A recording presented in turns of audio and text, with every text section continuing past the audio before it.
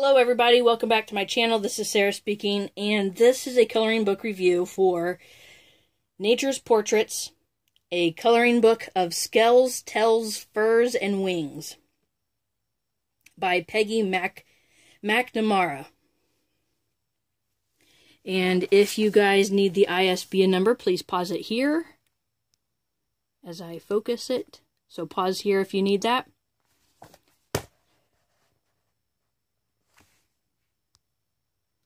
Zoom out. There we go.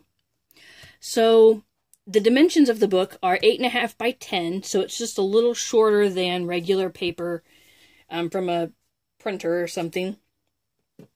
And I flipped through this book a couple times because I got this book expecting some really cool drawings.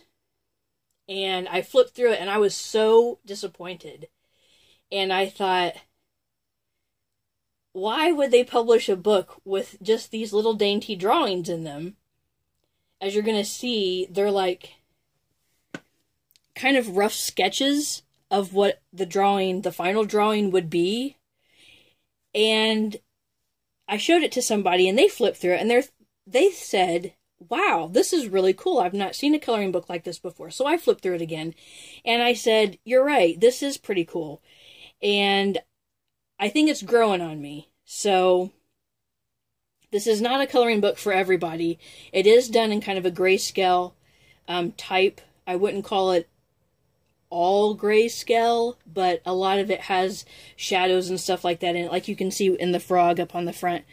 I was just expecting more in the pages, and I've been so used to coloring books having a whole page full of images and leaves and woods behind creatures and different creatures coming out from different places, that this is such a simplistic book that it's kind of nice. It's not so busy is the word. It's not so busy. So this would be really good for somebody just starting out who might feel a little overwhelmed when they open the book and see this whole page full of little places that they have to color.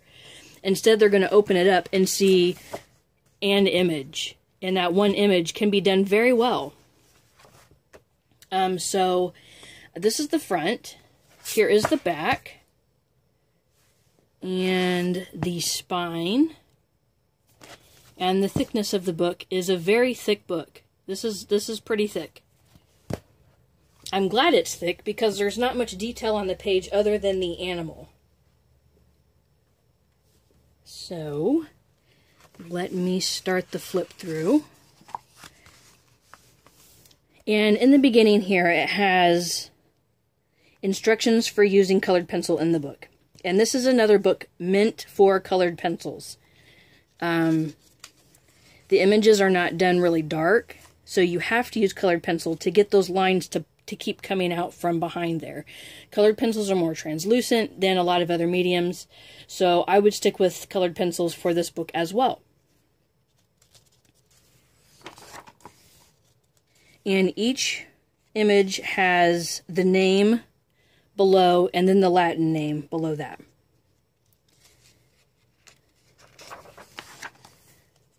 And like I said, for somebody just starting out coloring who might be a little intimidated by some of the other books, this would be a great one to start out with. And you can see where I said it looks kind of like a rough sketch. You can still see the lines behind where they sketch different things out to create the final image. But it does well with the type of drawing that she's done in the book. So like I said, it took me a couple times to flip through this book to really appreciate it. When I first flipped through it, like I said earlier, I was just like, okay, I'm really disappointed. I really thought there'd be foliage or woods or a lake or something behind some of these creatures, and there just wasn't. They're just plain creatures on a plain page, and that's great for some people.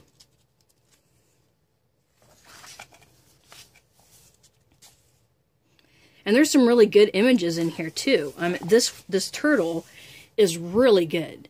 I mean, the drawing quality in this book is pretty up there, I think. For being hand-drawn, they're really nice. And she's got a wide variety of creatures and species of different things, plants. Like these, you might think, well, why would she include that when it's just going to be different colors of greens? Well, not necessarily. I mean, you can put dewdrops on these. You know, this right here would make a great dewdrop. And you could really do a lot with this image. So you just have to be creative about it. And they're really going to look nice.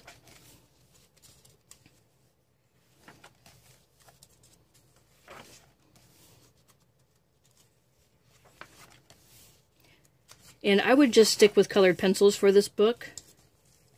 I would not use any other mediums. The page quality is regular copy paper. There's nothing special about the paper at all. So because of that, I would still use just colored pencil. And it would really help to put cardstock between the pages to give you more of a hard surface. Since there's so many pages, it is going to be a little extra squishy behind there. Which will dent your page. With pressure of the colored pencil if you're not careful.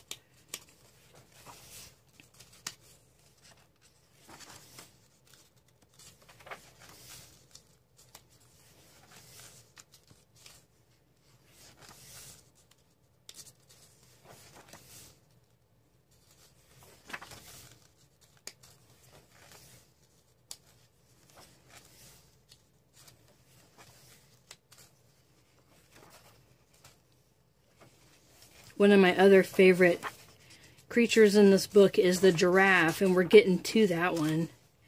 Right here, I think that is so pretty.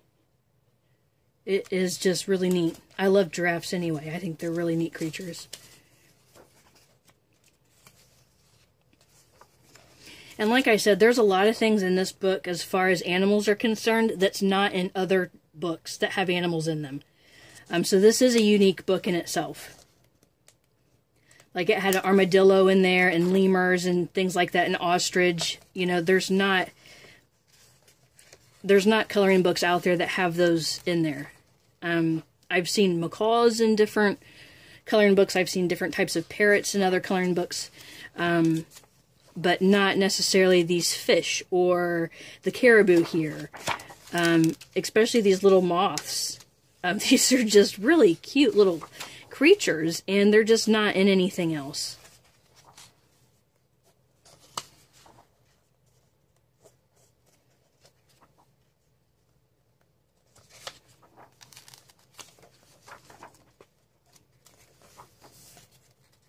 So take a moment below and subscribe to my channel and like my video. That would really help me out. And leave a comment. I always respond to comments. It might take me a bit, but I will get to yours. If I haven't already, I will. Promise. I really enjoy getting comments. It just makes my day when I hear people commenting on the videos. And then they do give you 2 test pages in the back. So that's pretty nice too. So don't forget to subscribe and like the video down there. And leave me a comment. Tell me what's your favorite animal or plant that you saw in this book. Just let me know what you're looking forward to coloring to. Thank you so much for watching, and happy coloring.